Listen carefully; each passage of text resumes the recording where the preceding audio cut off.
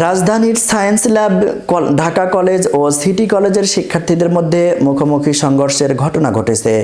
বুধবার 20 নভেম্বর দুপুর 3টার দিকে এই সংঘর্ষ শুরু হয়। এই ঘটনায় কয়েকজন শিক্ষার্থী আহত হয়েছে। এতে সায়েন্স ল্যাব এলাকার যানবাহন চলাচল বন্ধ রয়েছে। নিরাপদ স্থানে অবস্থান করছেন আইন শৃঙ্খলা রক্ষাকারী বাহিনী।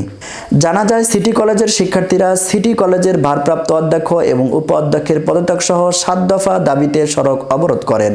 এ সময় ঢাকা কলেজের বাস যেতে তারা বাধা দেন এবং সিটি কলেজের শিক্ষার্থীরা ঢাকা কলেজের সংগঠন নামে একটি বাস ভাঙচুর করে। এরপর পরে ঢাকা কলেজের শিক্ষার্থীরা প্রতিক্রিয়া জানিয়ে সায়েন্স ল্যাব গেলে তাদের সঙ্গে সংঘর্ষে জড়িয়ে পড়ে। এ ঘটনায় দুই কলেজের শিক্ষার্থীদের মধ্যে ব্যাপক উত্তেজনা সৃষ্টি হয় এবং সড়কে যানবাহন চলাচল বন্ধ হয়ে যায়।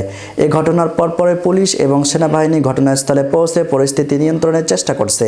তবে এখনও সংঘর্ষ চলছে। বেশ কয়েকজন শিক্ষার্থী আহত হয়েছেন। আহত শিক্ষার্থীদের নাম পরিচয় এখনও জানা যায়নি। এর আগে 28 অক্টোবর সিটি কলেজের ভারপ্রাপ্ত অধ্যক্ষ এবং উপ অধ্যক্ষের পদত্যাগ সহ 7 দফা দাবিতে আন্দোলন শুরু করেন কলেজটির শিক্ষার্থীরা।